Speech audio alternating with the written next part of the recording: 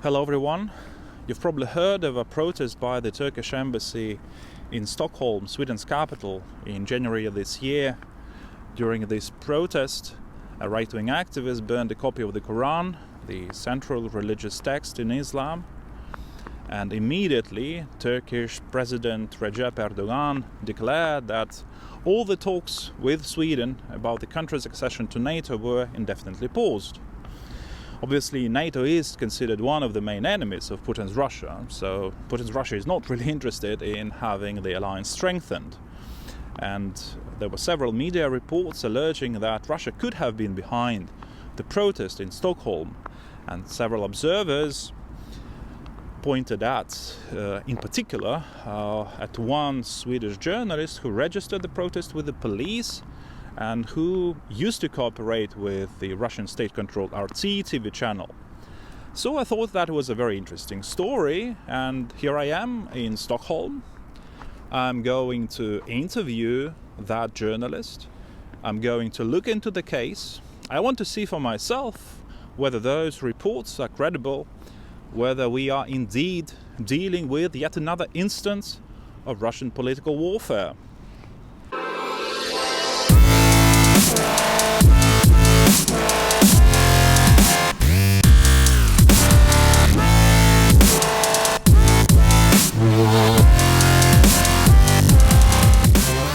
What happened in short in Stockholm on the 21st of January 2023?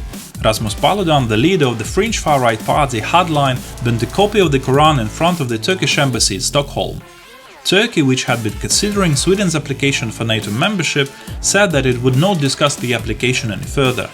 A number of media reports suggested a Kremlin involvement in the incident, referring to the Russian links of one of the organizers of the demonstration in Stockholm.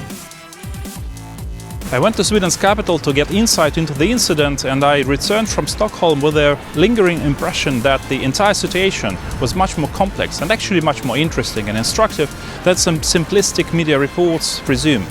I researched the case, studied the background, analyzed the circumstances, talked to relevant experts and stakeholders, and this video report is my take on what happened in Stockholm and the context around the incident. Sweden is a member of the EU since 1995, but until very recently it rejected joining NATO due to the country's neutralist tradition. This tradition was laid down in the beginning of the 19th century and was held up by the center-left Social Democratic Party that led the country's government for most of the 20th century and secured Sweden's neutrality during the Second World War and Cold War. But unlike Switzerland or Austria, whose military neutrality is enshrined in their constitutions, Sweden never codified this permanent neutrality, and the Swedish parliament rejected to do so on several occasions. In general, Sweden's foreign policy was described as non-participation in alliances in peacetime and aiming at neutrality in the event of war. But some would argue that during the Cold War, Sweden's neutrality should be understood not as a policy of ignoring or keeping away from international conflicts, but rather as a refusal to align with any of the two opposing political systems led by the United States and the Soviet Union that many in Sweden considered as equal evils. I asked Swedish journalist Karl-Henrik Fredriksson, a founder of Eurozine, which is a Vienna-based network of European cultural magazines, to explain this point. Neutrality has served Sweden well. This was a kind of mantra that was reported to the parliament every year. And this neutrality goes back long before Olof Palme, the 1960s and 1970s Sweden, at the height of the Cold War.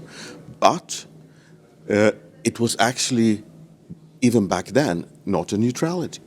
The Swedish principle of neutrality is actually, in peacetime, a principle of non-alignment, not being part of an alliance. And that was not, in peacetime, a neutral position. And you can see that when the Prime Minister of Sweden, Olof Palme at the time, at the end of the 1960s, stands up in Parliament, holds a speech in radio, walks in demonstrations, pointing the finger against Moscow or Prague during the Soviet Union invasion of Prague 1968. He's calling them, "you creatures of dictatorship." That was not neutrality. And at that very time, he also stood up in Parliament held radio speeches, walked in demonstrations, pointing the finger not towards Moscow, but towards Washington. He was talking about the bombings of Hanoi, the Christmas bombings of Hanoi, in the same, and in a line of historical atrocities, in the same line as Sharpeville or Katyn. And he was pointing the finger saying, "You damned murderers." For a while, there were no diplomatic relations with Sweden, between Sweden and the US. That was not neutrality. It was a very, very active foreign policy on the part of Sweden. However, behind the curtains, there was no doubt where the alliance actually was. When Olof Palme was assassinated in 1986, it has become clear later, there is a high military officer making a call to the foreign department saying, "I'm ready."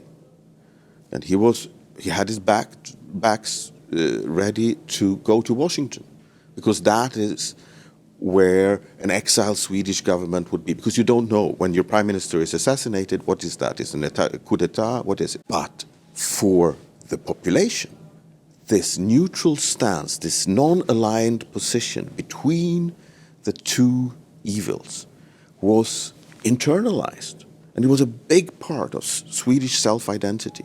Neutrality has served us well, not only in times of war, as in the Second World War, but also during the Cold War. The neutral self-identity of the Swedish society was also hardly undermined by Sweden's joining the EU in 1995, although it should have. After all, as a member of the EU, Sweden has to adhere to the Treaty on European Union, Article 42 of which states, "If a member state is the victim of armed aggression on its territory, the other member states shall have towards it an obligation of aid and assistance by all the means in their power." And of course, Sweden participated in peacekeeping operations on the territory of former Yugoslavia and contributed, especially since 2009, to various EU and NATO military operations. So indeed, this is not real neutrality. But let me stress 2 points that I find important for our discussion. First, despite everybody knowing where Sweden stood and despite its participation in joint Western military programs, operations and exercises, the principles of neutralism was, and probably still is, an important value for the Swedish society. Because of this, the idea of Sweden's NATO membership for a very long time remained a divisive issue in the country. In April 2014, just a few weeks after the Russian annexation of Crimea, the majority of Swedes, 56%, still opposed membership in NATO, while only 28% supported it. The second important point is that Moscow, even during Soviet times, hardly ever thought of Sweden as a state outside of Western military alliances, since Stockholm both secretly and openly cooperated with NATO. And Russia was never seriously concerned about Sweden's de facto engagement in NATO, because it knew perfectly well that NATO was not going to attack Russia.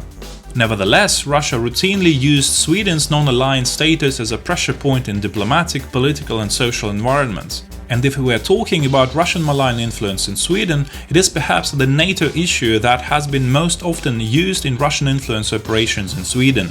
And that, in my opinion, is not because of Russia's alleged fear of Sweden's membership in NATO, but because Russia simply wants to polarize and create division in the Swedish society, make it more inward-looking and less concerned about democracy promotion in Europe's eastern neighborhood. And it is democracy promotion as well as the focus on human rights that made Sweden an enemy of various authoritarian regimes. I asked my colleague Martin Krogh, Deputy Director of the Stockholm Center for Eastern European Studies, to comment on the use of the NATO issue in Russian political warfare. In an article that you co-wrote in 2017 or published in 2017, where you looked at Russian attempts to influence politics in general in Sweden, you mentioned that the NATO issue was essentially the major issue where Russia tried to influence the debates in Sweden. Yes, and this goes back to the 1950s even, when, it's documented for the first time that Soviet leaders, for example, would bring up the issue of non-aligned status of Sweden in, both on the highest political level, but also in media campaigns and so on. Of course, through espionage, the Russians or the Soviet leaders were aware that Sweden had a close cooperation with the Americans and so on, but they still insisted that the non-aligned status of Sweden was very important. And so in 2015, when it became clear that Sweden was seeking closer cooperation with NATO through the so-called NATO host agreement, we could see, by then Russian intelligence agencies launched what I argue was a campaign against the sort of closer cooperation with NATO.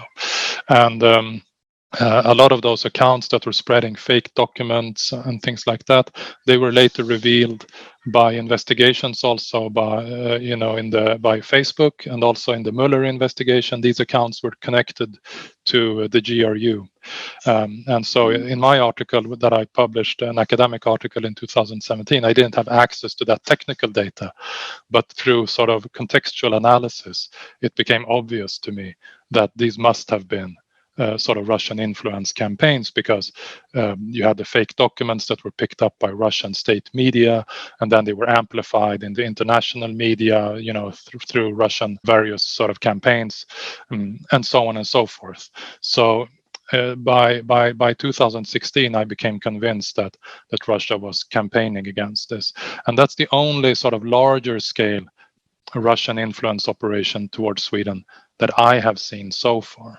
The escalation of Russia's aggression against Ukraine in February 2022 triggered a dramatic shift in the perceptions of Sweden's potential NATO membership. Already in January 2022, so 1 month before the escalation, there were more Swedes supporting NATO membership than those opposing it, 37% against 35%.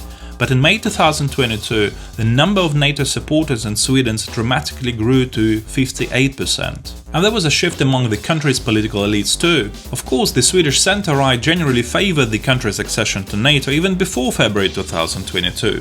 But what specifically changed following the Russian full-blown invasion of Ukraine was the attitudes towards NATO within the Swedish Social Democratic Party, which used to be the main political pillar of Sweden's formal neutralism and which was in power at the time of the escalation of the Russian-Ukrainian war.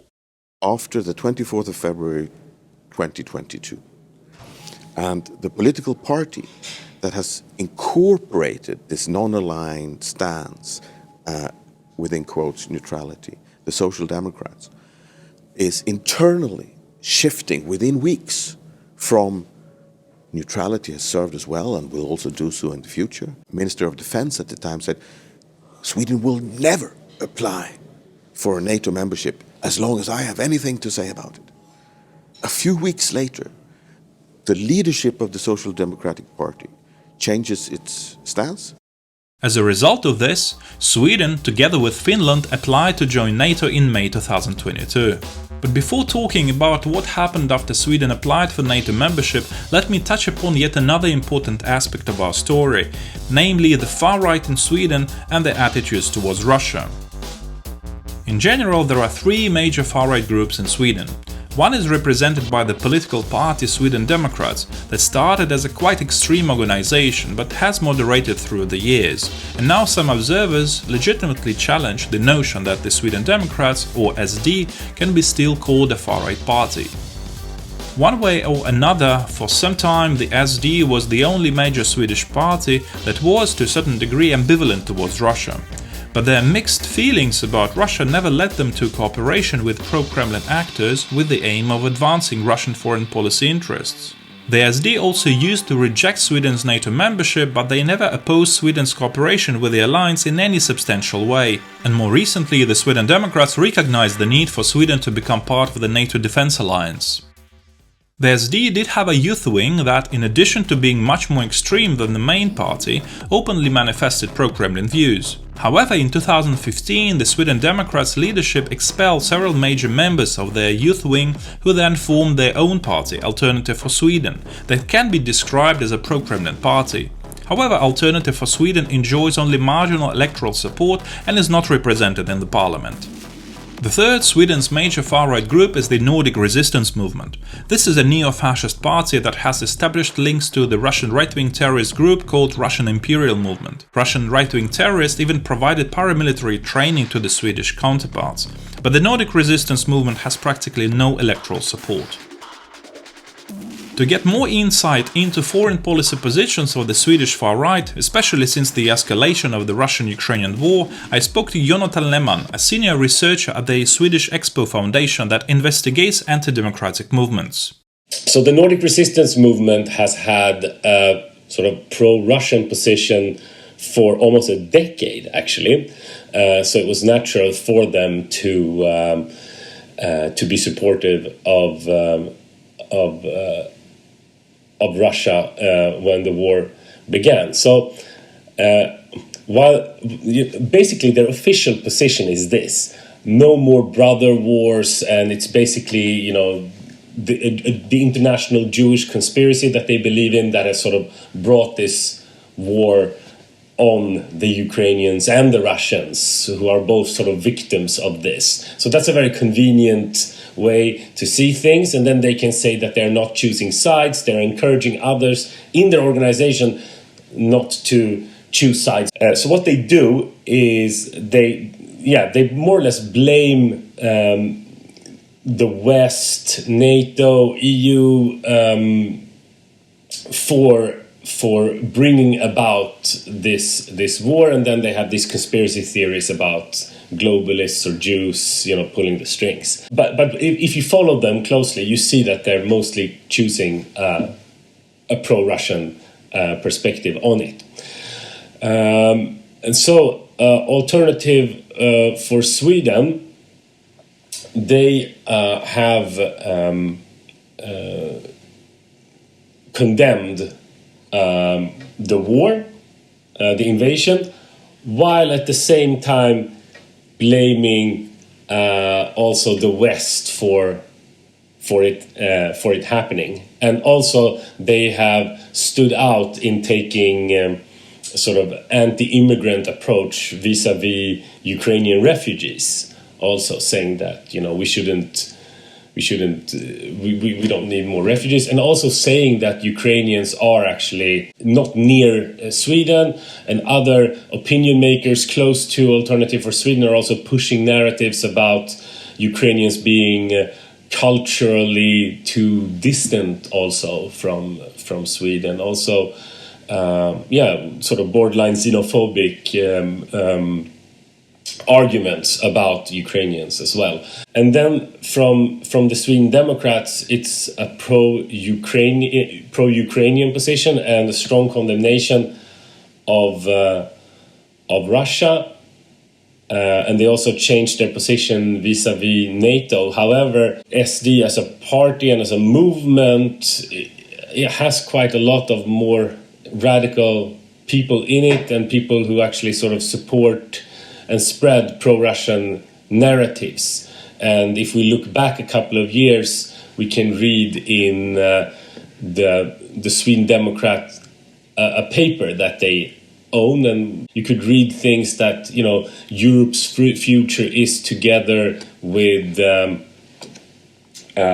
Russia, and we need Russia to tear down the sort of liberal globalist West, and that Europe is full of anti-Russophobic atmosphere and things like this. But it's a party that supports Ukraine and condemns Russia. As we see, despite some nuance, there is a clear correlation between ideological radicalism and support for Russia's foreign policy interests among the Swedish far-right. The more radical groups tend to back Moscow, while the less radical groups stand with Kiev. And there is a similar correlation between ideological radicalism of the Swedish far-right and their attitudes towards NATO too.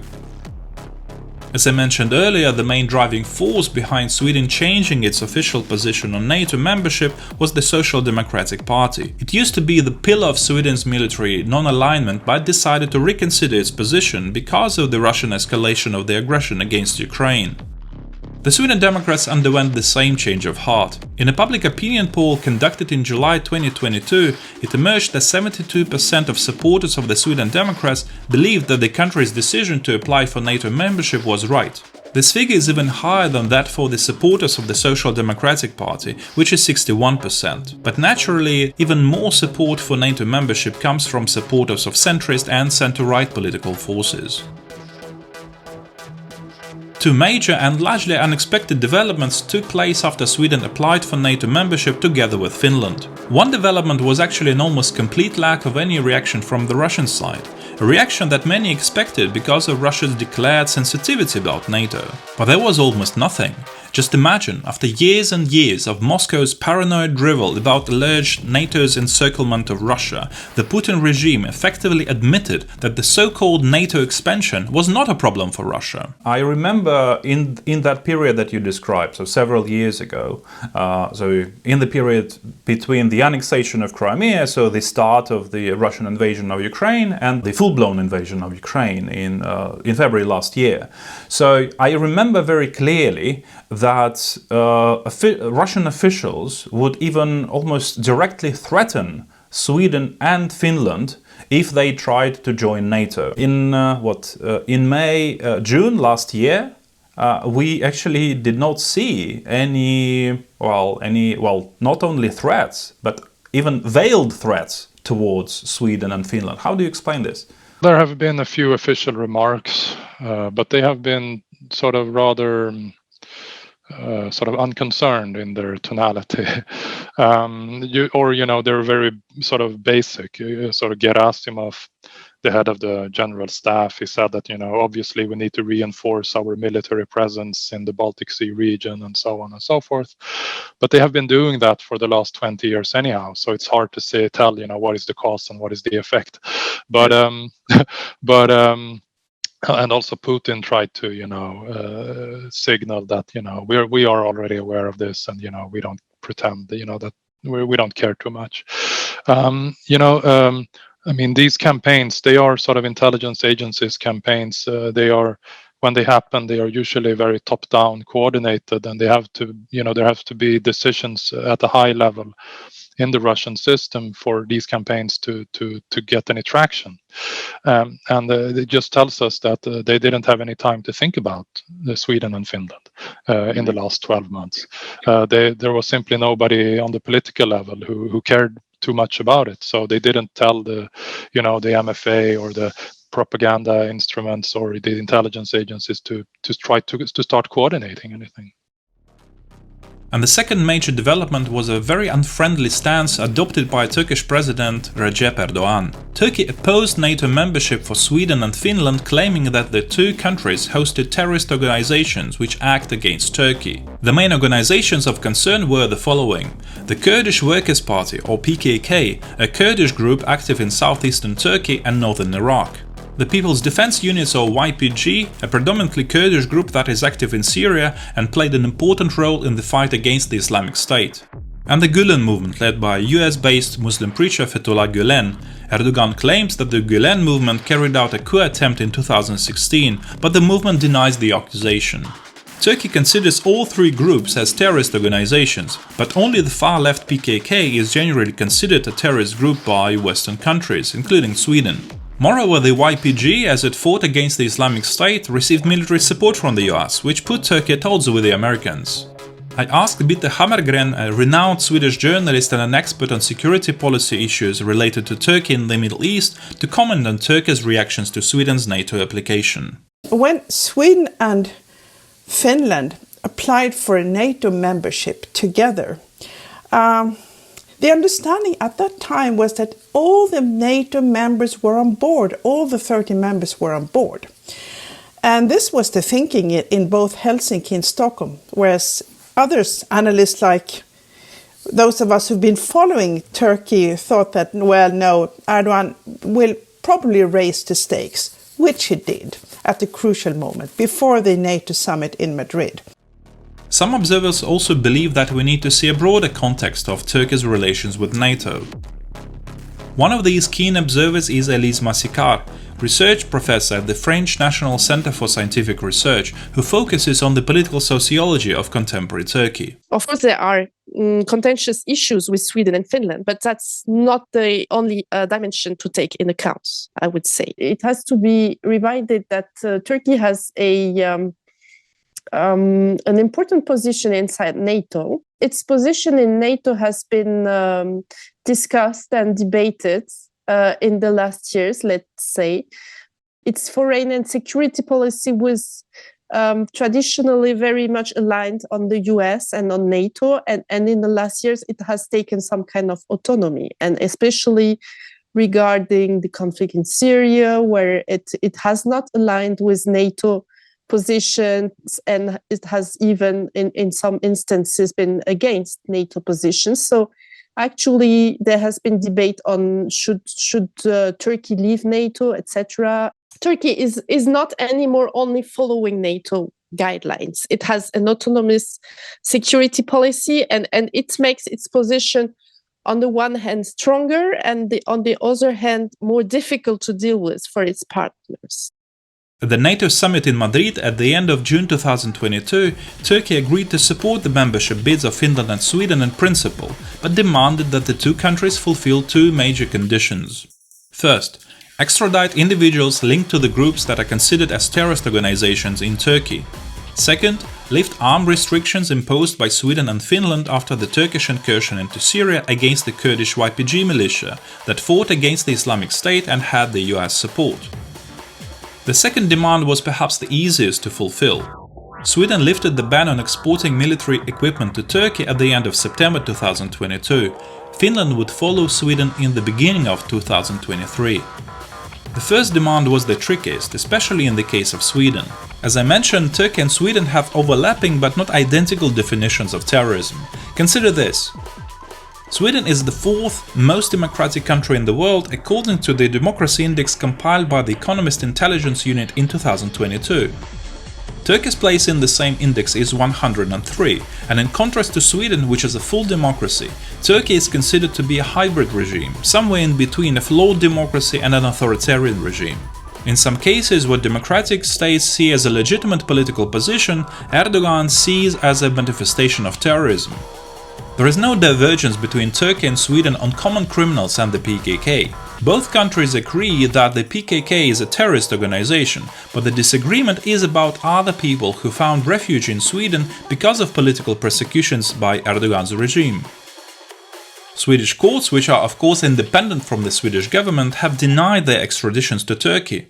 For example, in December 2022, Sweden's Supreme Court has blocked the extradition of an exiled Turkish journalist, which was one of the key demands by Ankara to ratify Stockholm's NATO membership. And members of the YPG that was extremely helpful in the fight against ISIS cannot be extradited to Turkey as they are recognized as legitimate political refugees in Sweden. The Turks have been pressing very hard, and they are pressing the NATO members to sort of absorb, to acknowledge the Turkish definition of who is a terrorist here. And of course it has to do with the fight against ISIS in northeast Syria, where the YPG became the main fighting force against ISIS, and where the American troops, most notably, used them as the ground force in the fight against ISIS. And of course NATO and Turkey do not share a common definition of who is a terrorist in northeast Syria. The major problem was that Erdogan's hybrid regime wanted Sweden to betray its own democratic values and the liberal understanding of the freedom of speech. This caused discontent among the Swedes, many of whom were also annoyed by what they saw as the center-right Swedish government display of servility when dealing with the demands of Erdogan. And Turkey kept on adding new names to the list of people it wanted to be extradited from Sweden, and this contributed even more to the growing discontent of the Swedes. We have a new government in Sweden, and with the new Prime Minister Ulf Kristersson, who represents the right-wing coalition, he thought that he didn't have the same political luggage as the Social Democrats had, because they used to have very deep and long links with the Kurdish community in Sweden. So he thought that probably that he could appease Recep Tayyip Erdoğan. But then came also the Turkish elections, which complicates the matter. Erdoğan used to raise the stakes all the time, changing with these demands from Sweden. I think one has to say also that when Ulf Kristersson made his visit to Ankara last fall, from a political point of view, this didn't achieve anything for Sweden, because he went there thinking that he would appease the Turks, that he would appease Erdogan and get the ratification, and he got nothing. It became a showcase for President Erdogan, where he could, show Turkish strength, and here came a Nordic prime minister as a supplicant to Ankara, and that became part of Erdogan's electoral campaign. If you contrast a Swedish prime minister on the world stage now, Ulf Kristersson, the current prime minister, and juxtapose that with the image of Olof Palme, standing up, pointing the finger towards Washington or towards Moscow. Here, someone is on his knees, trying not to, say something that could upset or hurt the feelings of someone like Erdogan. This is not, and it's not humiliation. I wouldn't call it that, but it's not. It doesn't fit the Swedish self-image. During my interview with Chang Frick, the journalist who paid a fee to the Swedish police for Paludan's protest in Stockholm, he also underlined the importance of upholding Swedish values in the conflict between Turkey and Sweden, and voiced his frustration with the behavior of Swedish Prime Minister Ulf Kristersson. Prime Minister in Sweden, Ulf Kristersson, I know the guy, he's been visiting my podcast, and I've interviewed him many times, he knows me perfectly well. He had this, this is horrible, we wouldn't like if somebody else portrayed an execution of some of our politicians and blah blah blah. But this is, I don't like this rhetoric. For me, it's very important, of course, you can protest against anyone. I mean, that's democracy, this is an open society, and especially Erdogan, because he is trying to overrun Swedish basic constitution. We don't send people to torture or prison or anything because they did a horrific act of journalism or whatever. So in this sense, I think it's extremely important that Sweden really, really show that don't even try these kind of arguments. Instead the government have been like, yeah, we understand you, so on, but because of our laws we can't do anything. Like, it's the laws it's wrong. The Swedish laws, not Erdogan. And I don't like this rhetoric. Discontent over Erdogan's use of the security issues with the aim of not only strengthening his own regime at home but also undermining European and in particular Swedish values resulted in a series of events in January 2023 that to a certain degree united many Swedes across the ideological divides. On the 11th of January 2023, members of the pro-Kurdish Swedish Solidarity Committee for Rojava held a small protest near the Stockholm City Hall and hung an effigy of Erdogan's upside down from a lamppost in an obvious reference to the fate of the Italian fascist leader Benito Mussolini. On the 14th of January, the far-left magazine Flamman announced a competition for satirical drawings related to Erdogan's Turkey.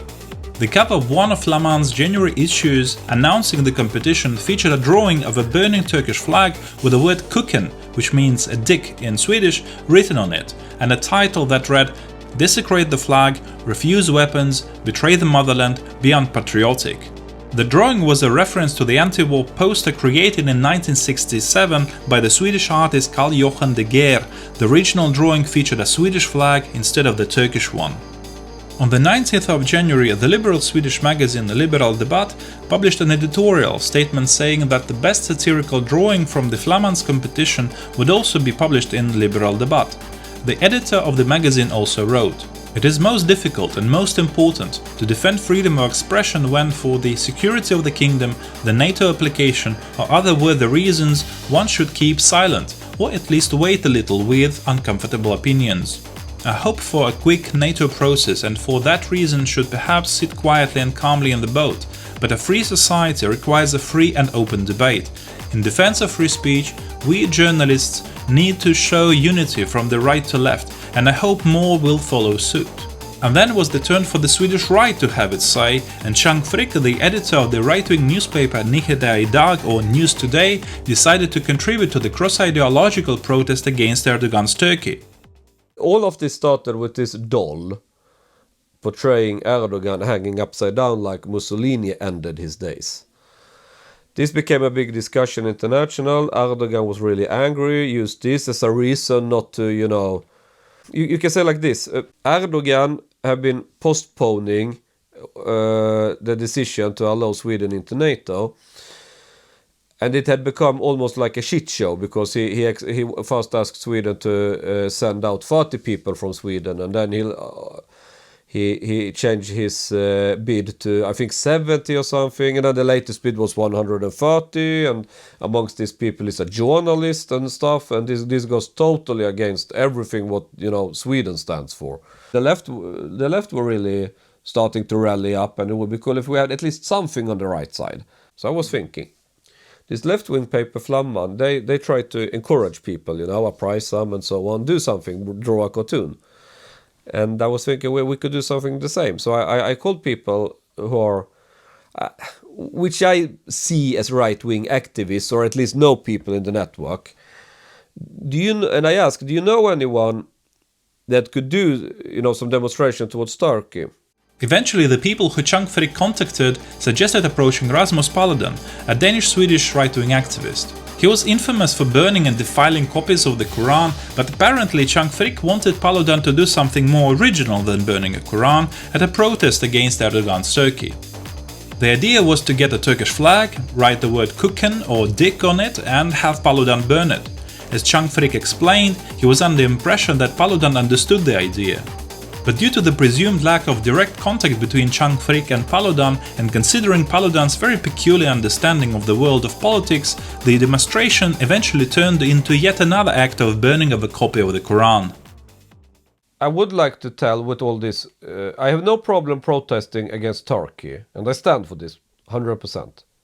However, it was never my intention, I can agree, looking in hindsight on this. Of course it was, I had an idea that Paludan would not, use a religious book. Even though I know, yes, this is all the thing you have always been doing. And I was thinking, if he's used to burn the religious book, it's not a big step to burn the Turkish flag. Not in my head. This is almost a bit logical. Try something else. But he's probably this one-issue person, Yeah, one-trick pony. Yeah. But when I get the response that Paludan understands the idea here, what's the thing is, I get a bit fuck. Then maybe I will be the person that made Paludan burn something else than a Quran. Then it would be even more fun in a way, So I was a bit positive at the start because this is what I was thinking, and then I realized I was stupid. I should have talked directly to him. So I can apologize to all Muslims for what he did. I would never ask anyone to burn the Quran or any religious book, the Bible or anything. I wanted a political discussion about Turkey. And I hope Paludan will stop doing this. You should separate politics and religion, the idea of enlightenment, we will separate these two things. Already after the hanging of Erdogan's effigy, Turkey summoned the Swedish ambassador and cancelled the visit to Ankara of the Speaker of the Swedish Parliament. After the Quran burning, the Turkish Ministry of Foreign Affairs criticized the demonstration, adding that permitting this anti-Islam act, which targets Muslims and insults our sacred values under the guise of freedom of speech, is completely unacceptable. Looking at Sweden from the outside, it might seem strange that you're allowed to burn a Quran or a flag or hang an Erdogan doll upside down in front of the City Hall of Stockholm. But it's not strange from a Swedish perspective. That is what a radically interpreted principle of freedom of speech and freedom of assembly entails. Naturally, the Turkish government disagreed. The Turkish defense minister denounced Sweden's government for failing to take measures against anti-Turkish protests and cancelled the Ankara visit of his Swedish colleague. In his first official response to the events in Stockholm, Erdogan warned Sweden that it should not expect his backing for the country's NATO membership application. Following the reactions of the Erdogan regime to the events in Sweden, reactions that had led to the suspension of Stockholm's talks with Ankara about Sweden's accession to NATO, some observers decided to focus on the Russian connections of Chang Frick, alleging that Russia might have been behind Sweden's troubles, since the so-called NATO expansion was presumably problematic to Russia. I asked Jonathan Lehmann about Chang Frick. He describes himself as a libertarian. His online magazine Nyheter idag, News Today, has had quite significant links with the Sweden Democrats, a party that he's been formerly affiliated with, a member of, and active in. I would say that this magazine stands out a little bit because it's a bit more serious than many of the other actors in the far-right media world. I mean, it has a populist narrative with a corrupt elite targeting the little man. You know, seeing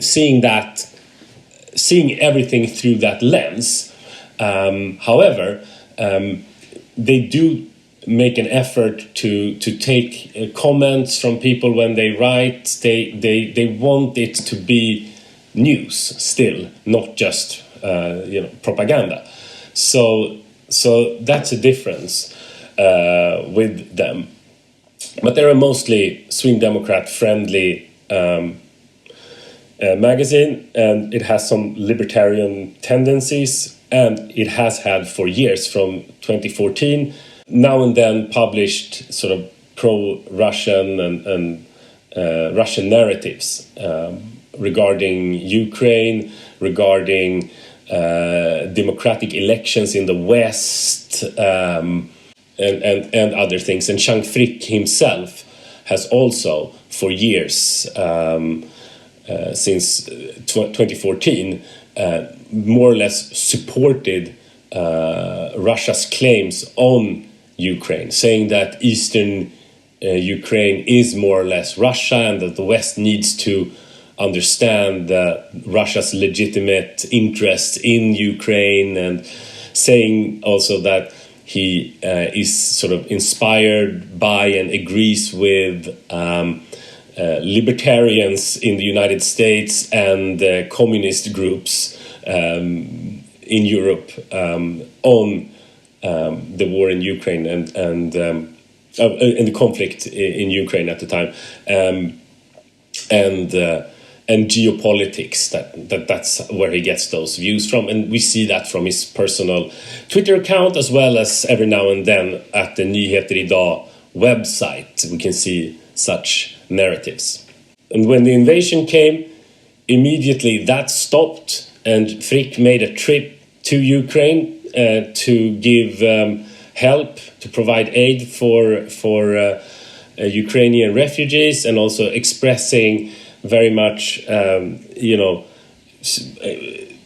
saying positive things about Ukrainian refugees, and that there will be no problem for Swedish society to take them in because they're such good people.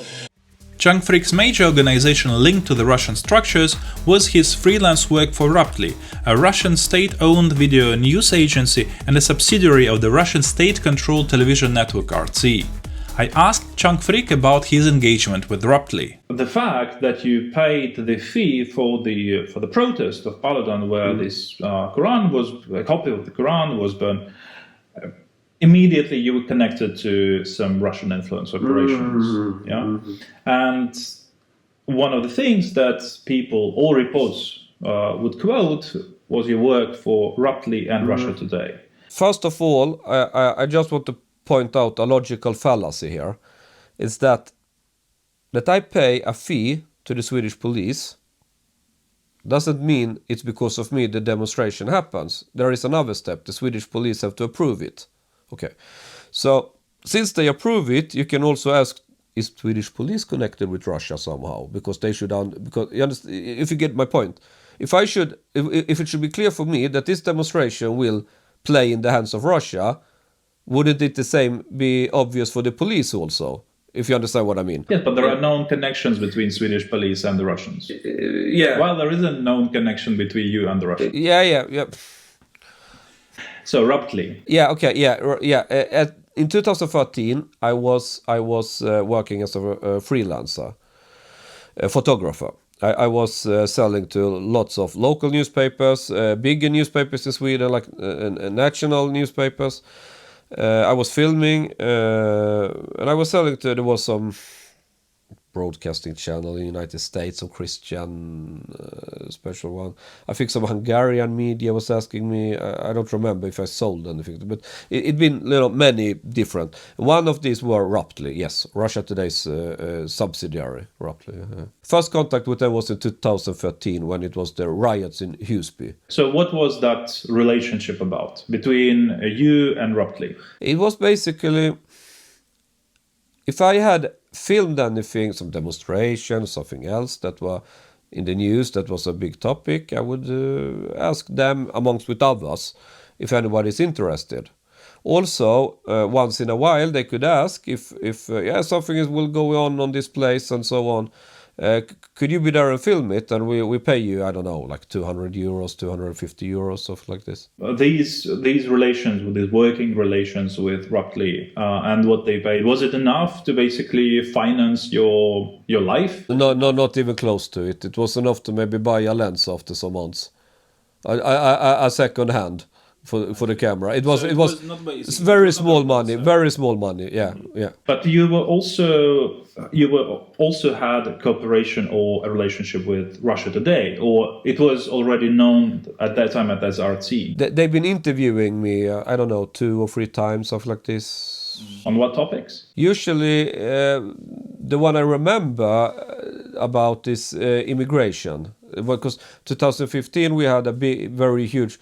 They call it in Sweden now the immigration crisis in 2015. I've been a public figure criticizing immigration policy that we used to have in Sweden. During my conversation with him, Chang Frick did not try to hide that around 2014-2015 he did hold pro-Russian views. I didn't think of RT really as some horrible mailing propaganda. Actually, at this time I had a pretty positive view about Russia. Not entirely positive, but pretty positive actually. More positive than most Swedes. But looking at the trajectory of his cooperation with Raptly and RT, as well as his messages on social networks, you can notice that Chang Frick gradually distanced from pro-Russian narratives, which again were quite common for him in the period between 2014-2015. I asked him why he stopped cooperating with the Russian media. I'm not going to say it was total critical, but I started to get some mixed feelings. About RT or what? Mixed feelings like this. I've always been contrarian, when everybody says, oh, you should really hate this guy, then I'm like, no, I'm gonna become his friend because you fuckers, you're not gonna bully this one, So a lot of people were whining, oh, it's all propaganda, it's so bad, Russia Today. And I looked at Russia Today, what is it that is so bad? Okay, they have a Russian point of view, but that's legal, you can have your point of view. They're not hiding they are Russian, it's in the name Russia Today, so I don't know what is really the malign stuff here. If they are wrong, write an article, show where they are wrong, and expose them. I didn't see they're throwing all the shit throwing. I thought that what's going on here? I didn't really. But then I noticed this flight crash MH17. That was summer 2014. Yeah, and this made me start thinking a little bit. It's obvious it was a Russian air defense system. And it was this that shot down the plane. So in one way or another, Russia have a responsibility in this. And for me, the obvious thing would do mea culpa. Okay, they should have said, yeah, we're very sorry, we have to take responsibility. Maybe they offer some what you call it, damage, something, money or something to the families and big apology. And we need to check the routine and who is responsible and be a bit open. Because in my point of view, everybody can make mistakes, even big mistakes like this airplane where lots of people died. Of course, shit happens, unfortunately. But then you have to be transparent and open about it, and because this builds trust. But if you try to find all kinds of weird. It was really weird explanations, and I look at it, and this is like, you know. Would you say that that was a sort of a starting point for you to question all the other stuff that the Russians were putting? Yeah, well, at that time, I started to take the logo more seriously of RT, which says question more. You can say that. So I wasn't hanging up myself too much on it, but it was a little bit annoying. It's not like I, woke up, oh fuck, Russia's a bad country. No, not at all like that. I still had pretty positive view about Russia, but I started to view RT as, maybe they're a little bit, it's not only the Russian view, maybe I don't know, but maybe there is a little truth in it, maybe somewhere. Between 2014 and 2020, it's like gradually you've been more and more, I mean, you're viewing what's going on in Russia from a little bit different perspective. It's not like you wake up suddenly and everything has changed. It's like gradually you start looking at it. If we're talking about this period, 2014, 2020, you mentioned the shooting down the MH17 flight. What are other, developments or... I would say the treatments of Navalny, this poisoning stuff. So you didn't believe the Russian version that he was, poisoned in Germany? No, I did not believe. Is there anyone? Do the Russians themselves believe this? I mean, come on. No, this is... If you're gonna lie, at least try. I mean, it's too stupid to even comment. It's like the regime in Kremlin doesn't know how to handle opposition. And this get annoying with me because I'm opposition. I've been seeing myself as, outside opposition, in Sweden. So you can relate a bit to what he's doing. Not that I agree with everything Navalny have said. This is not what I say, but the role. I'm not judging other countries that they should be just like Sweden or Europe necessarily. But if it's not possible to protest about something legitimate, and you get really harassed by government and stuff, then something is going wrong. The evolution of Frick's perceptions of Putin's regime undermines sensationalist allegations about Moscow's hand in organizing the unfortunate performance of Rasmus Paludan in Stockholm, and none of the experts I've talked to suggested that link. But there is yet another, perhaps even more convincing reason to dismiss the assumption that Moscow was behind the anti-Turkish protests in Sweden. First of all, to circle back to what I discussed earlier, Russia expressed no serious interest in subverting either Finland's or Sweden's application for NATO membership. And also, Paludan's protest does not actually look like Russian influence operation. It is of course true that Moscow and its agents have covertly organized numerous protests in Europe and beyond in order to advance Russian foreign policy interests. But if you look at those influence operations, you will notice that all of them consist of two parts. The first part is a protest or a demonstration itself, and the second part is the amplification of the messaging related to that event through traditional media and social media. As an influence operation, it's not even the event itself that matters, rather it is how you convey your message using the event as a reference point. And we know, especially with Russian disinformation, that sometimes the reality of the event is not important, as the event may be intentionally misinterpreted or even completely fictional. In the end, it is specific coverage and instruments used for that coverage that turn a protest or a demonstration into an act of political warfare. When I talked to Martin Krah about Russian influence operations in Sweden, I mentioned my observations, saying that the Russian propaganda machine always tried to amplify operations with the use of a broad range of instruments. You had the official Russian sort of level, like the Ministry of Foreign Affairs statements. Then you had the Russian media.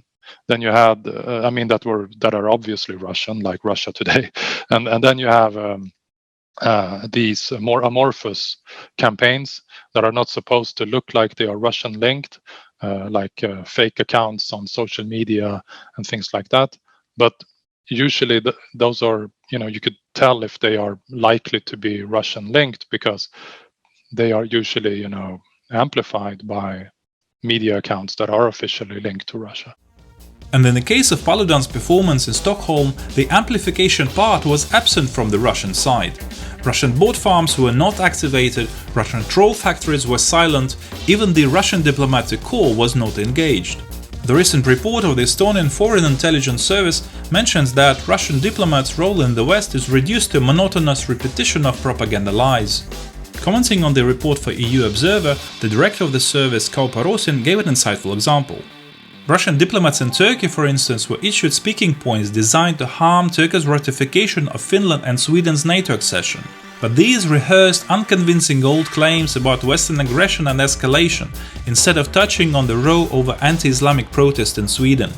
I haven't seen anything regarding Islam.